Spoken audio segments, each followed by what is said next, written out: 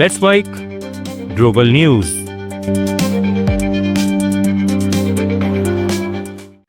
नमस्कार, let's mic global news में आपका स्वागत है। मैं हूं राखी जैन। अमेरिका में 30 जनवरी से एक बार फिर आंशिक सरकारी शटडाउन की आशंका गहराने लगी है। डेमोक्रेट्स ने होमलैंड सिक्योरिटी डिपार्टमेंट की फंडिंग को लेकर सख्त रुख अपनाया है। डेमोक्रेट्स ने कहा कि जब तक immigration and customs enforcement agency में सुधार नहीं होते, तब तक वो बजट पास नहीं होने देंगे। ट्रंप की पुलिस यानी फेडरल एजेंट्स को लेकर ये मांग मिनेसोटा में एक नर्स एलेक्स प्रेटी की मौत के बाद और तेज हो गई है। सीनेट में डेमोक्रेट्स के नेता चक शूमर ने कहा कि ट्रंप प्रशासन की इमिग्रेशन नीति अब बर्दाश्त के बाहर है। शूमर ने मांग की कि होमलैंड सिक्योरिटी विभाग के 6.89 लाख करोड़ रुपए या 75 अरब डॉलर की फंडिंग को बाकी एजेंसियों के फंडिंग पैकेज से अलग हो, ताकि इस पर अलग से चर्चा हो सके और आंशिक शटडाउन का असर कम किया जा सके। हालांकि रिपब्लिकन इस मांग को मानने को तैयार नहीं है। अमेरिका के राष्ट्रपति डोनाल्ड ट्रंप ने कहा है कि उन्होंने ईरान से कहा कि सैन्य कार्रवाई से बचने के लिए उसे 2 काम करने होंगे। ये बयान ऐसे समय आया है जब अमेरिका खाड़ी क्षेत्र में अपनी सैन्य मौजूदगी बढ़ा रहा है। ट्रंप ने कहा, पहली बात कोई परमाणु हथियार नहीं और दूसरी बात प्रदर्शनकारियों की हत्या बंद हो। उन्होंने आरोप लगाया कि ईरान में हजारों की संख्या में लोगों को मारा जा रहा है। उन्होंने कहा, इस समय बहुत बड़े और ताकतवर अमेरिकी जहाज ईरान की ओर बढ़ रहे हैं। अच्छा होगा कि हमें उनका इस्तेमाल ना करना पड़े।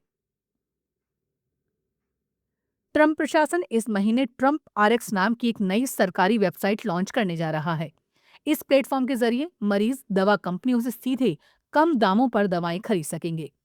प्रशासन का दावा है कि इस पहल से अमेरिकी लोगों के दवा खर्च को 800% तक कम किया जाएगा। अमेरिकी रेडियो एनपीआर की रिपोर्ट के मुताबिक ट्रंप प्रशासन ने पिछले साल सितंबर से अब तक 16 बड़ी दवा कंपनियों के साथ समझौते किए हैं। इन समझौतों को मोस्ट फेवर्ड नेशन डील्स कहा गया।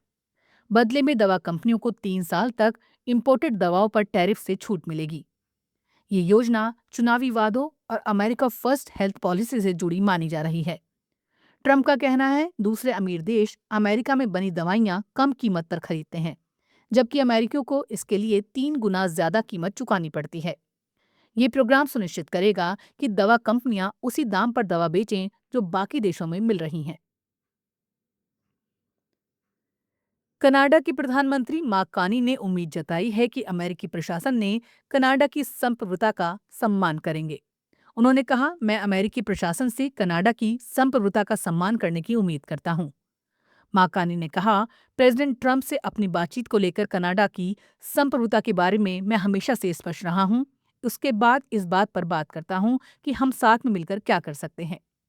अमेरिकी राष्ट्रपति डोनाल्ड ट्रंप और कनाडा के प्रधानमंत्री माकानी के बीच तकरार बढ़ती जा रही है।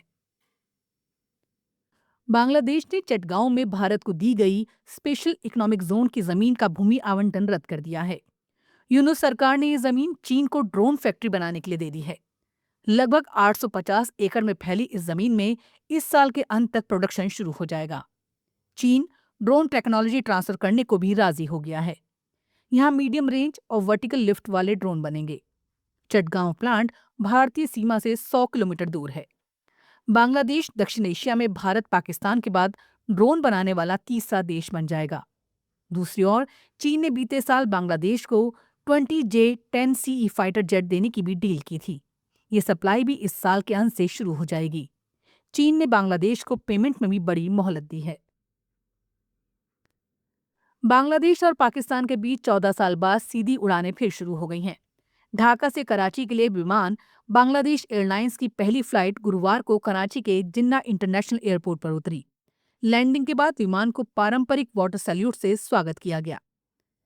पीएए ने कहा, पाकिस्तान बांग्लादेश दोस्ती में एक नया अध्याय शुरू हुआ है। ग्लोबल न्यूज में फिलहाल इतना ही। देखते रहिए, सुनते रहिए लेट्स माइक। नमस्कार। आप सुन रहे थे let's make more than radio. Follow कीजिए हमें हमारे सोशल मीडिया प्लेटफॉर्म्स पर। It's time for news.